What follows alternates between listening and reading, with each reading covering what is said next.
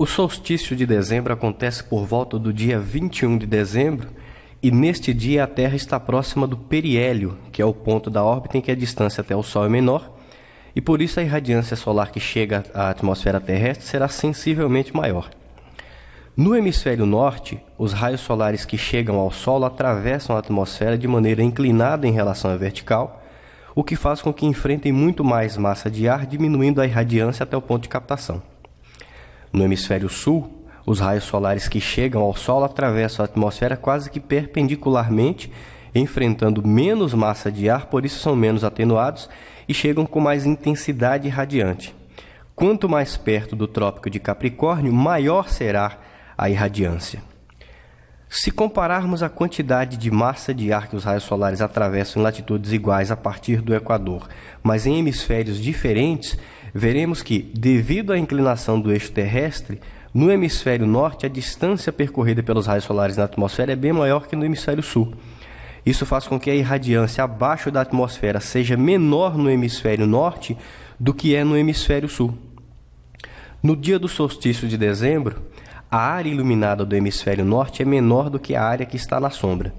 Em qualquer localidade do hemisfério norte, o número de horas de luz do dia é inferior ao número de horas de noite, ou seja, o dia é menor que a noite.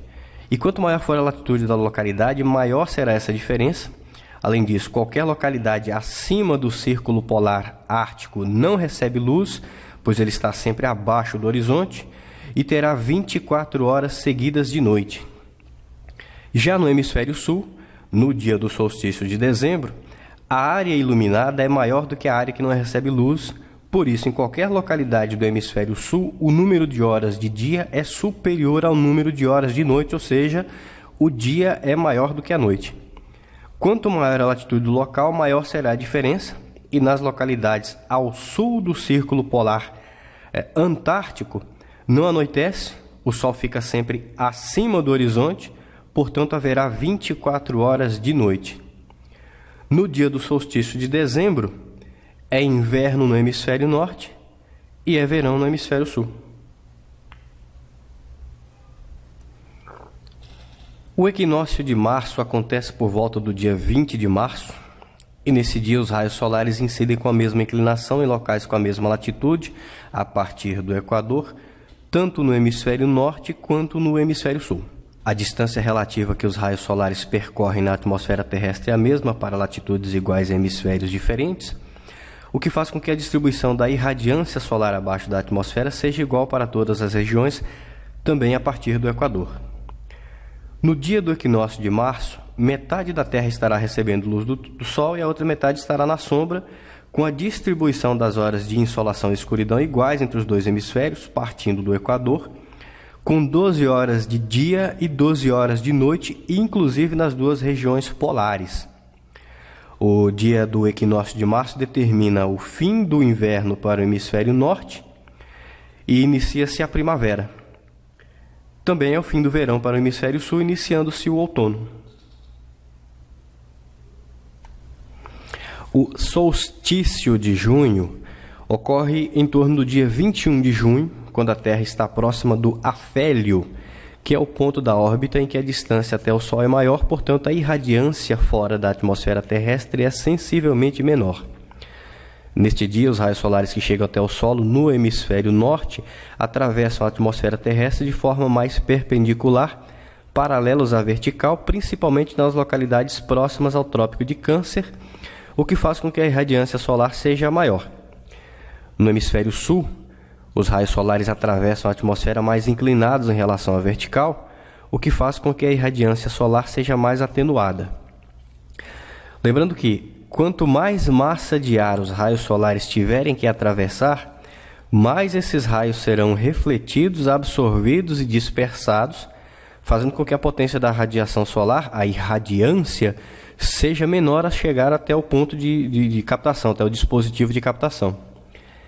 Comparando localidades com a mesma latitude, mas em hemisférios opostos, é possível perceber que, no hemisfério norte, os raios solares atravessam menos massa de ar, enquanto que no hemisfério sul a massa de ar a ser vencida é muito maior. Por isso, no solstício de junho, a irradiância será maior no hemisfério norte e menor no hemisfério sul. Outra coisa a se considerar é o período de atividade solar, pois apesar de metade do planeta estar iluminado pelo Sol, no solstício de junho, a área iluminada no hemisfério norte é maior que a área não iluminada, o que faz com que o dia seja maior que a noite, e em qualquer localidade no hemisfério norte, o número de horas de dia será superior ao número de horas de noite. Quanto maior for a latitude da localidade, maior será essa diferença. Nas localidades a norte do Círculo Polar Ártico, o Sol estará sempre acima do horizonte, portanto haverá 24 horas de dia. No hemisfério sul, no dia do solstício de junho, a área iluminada é menor que a área na sombra, por isso o dia será menor que a noite, e em qualquer localidade no hemisfério sul, o número de horas de dia é inferior ao número de horas de noite. Quanto maior a latitude da localidade, maior será a diferença, com as localidades ao sul do Círculo Polar Antártico com 24 horas de noite, porque o Sol estará sempre abaixo do horizonte. No dia do solstício de junho é verão para o hemisfério norte e é inverno para o hemisfério sul. O Sol nasce no leste e se põe no oeste, e durante o dia ele percorre uma rota solar ao longo do céu, com a posição central sendo o chamado meio-dia solar. No solstício de inverno, o Sol se apresenta, a rota solar estará mais voltada para norte, e em locais mais afastados do Equador, no hemisfério sul, a gente terá então o Sol mais baixo no horizonte, voltado para o ponto cardial norte. No verão, para o hemisfério sul, no solstício de verão, a rota solar estará mais voltada para sul e o Sol passará mais alto no céu. Isso é mais perceptível em localidades mais afastadas do Equador. Nos períodos de equinócio, considerando os dois limites, nós teremos então que a rota solar será exatamente no meio. E aí nós temos definido o que é chamado de janela solar. A janela solar, ou a altura da janela solar, determina o quanto de radiação solar que determinada localidade tem em relação a outras localidades.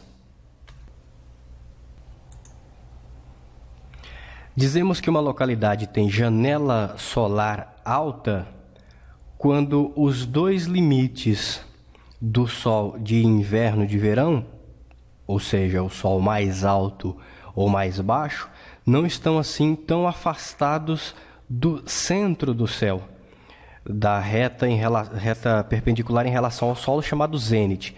Quanto mais alto tiver o Sol, tanto no inverno quanto no verão, mais alto então será a janela solar.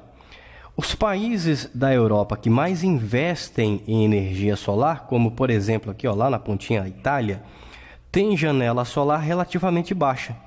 Notem que o Sol de inverno lá na pontazinha da Itália, em Portugal, na Alemanha, é quase no horizonte no mês de dezembro. Alguns locais no Brasil, os locais mais afastados do Equador, como a região sul do Brasil, possuem janela solar muito mais alta do que os locais em que mais se investe em energia solar na Europa. Na média, o Brasil possui sol de inverno quase da mesma altura que o sol de verão das localidades que mais investem em energia solar.